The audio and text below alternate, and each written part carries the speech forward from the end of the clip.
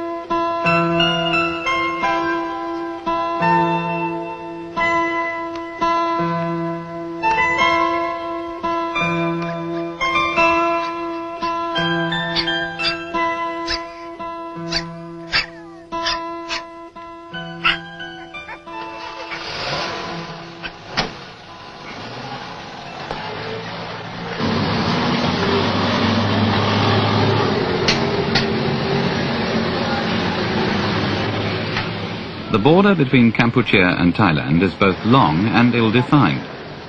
As you travel south, the landscape changes. But the principal problem for the International Red Cross remains the same: the plight of the homeless, the hungry and the sick. Here at Kamput, the medical coordinator, who comes from the Finnish Red Cross, is Dr. Koskela. At the beginning, we had very many cases which we couldn't save anymore. So we lost patients because of the malaria and because of the very bad malnutrition. This building here is a school which we changed for a hospital ward. And because the building is rather good, we also took that heat surgical unit close to this place. The operating theater and the additional services are established in the tent. The border is about 2 kilometers from this camp. Every day there is fighting going on in that border area. We very often get war casualties, wounded soldiers and wounded civilians. We were requested also to supervise and to advise building this new camp on the opposite of the road. Altogether it was originally planned to have only 20,000 refugees, but since a few weeks we were told that in the future this camp will probably have 40, even 50 or 60,000 refugees.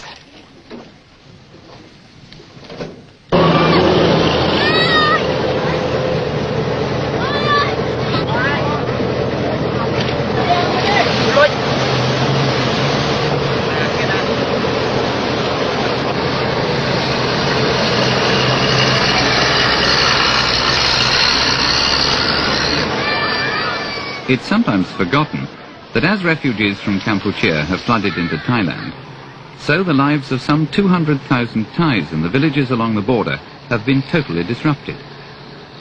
The relief program now provides basic assistance for them too.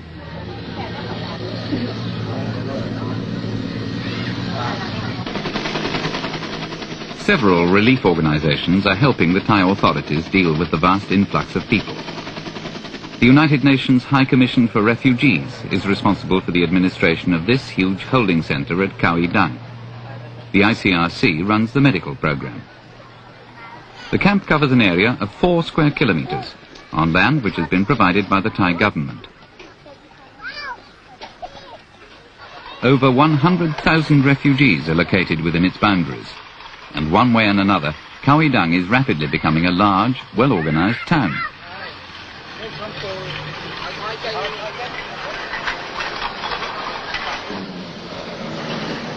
Red Cross medical teams must be flexible and able to adapt readily to different conditions.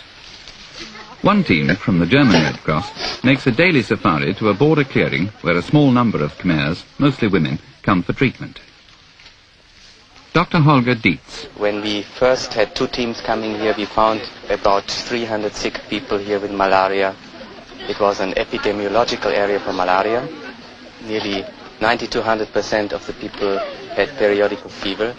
They were very bad malnutrition. They had no provision of any kind for quite a while. And we had to start our work on very low measures like bringing in food, building up hospitals or wards to put the very sick patients. Vous lui demandez pourquoi elle vient me revoir. Alors, à quoi aller?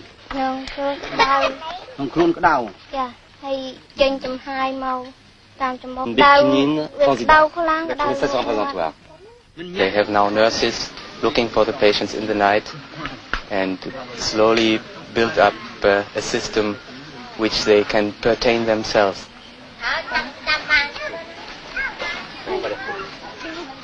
It's impossible to calculate accurately just how many of the Khmer people are now living in the border areas. But at one time there were more than 800,000. As always, in such crowded conditions as exist here, there's a continuing anxiety about possible epidemics, something the medical teams work hard to prevent.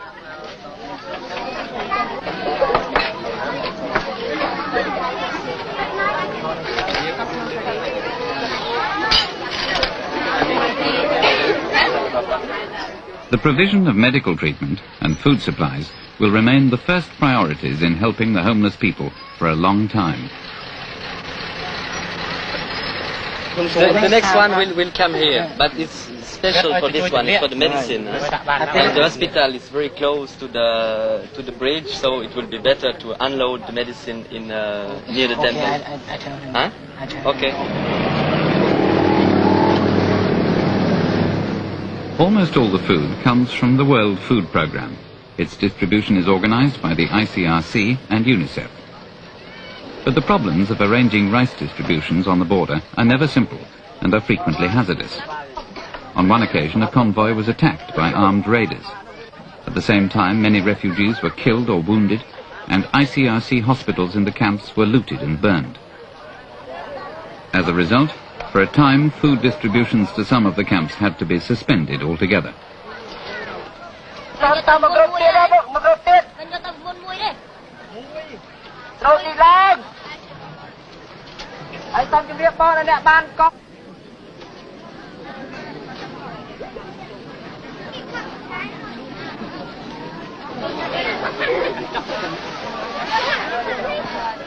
Some of the people here have travelled more than 60 kilometres on bicycle or on foot to collect rice for their families inside Kampuchea. Now they must cover the same distance, carrying loads of up to 75 kilograms.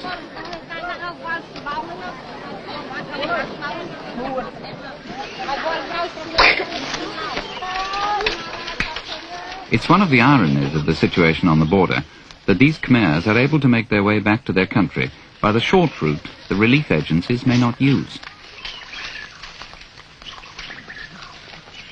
The only food and medical supplies reaching the Kampuchean capital on a regular basis arrive in Phnom Penh from Bangkok by air.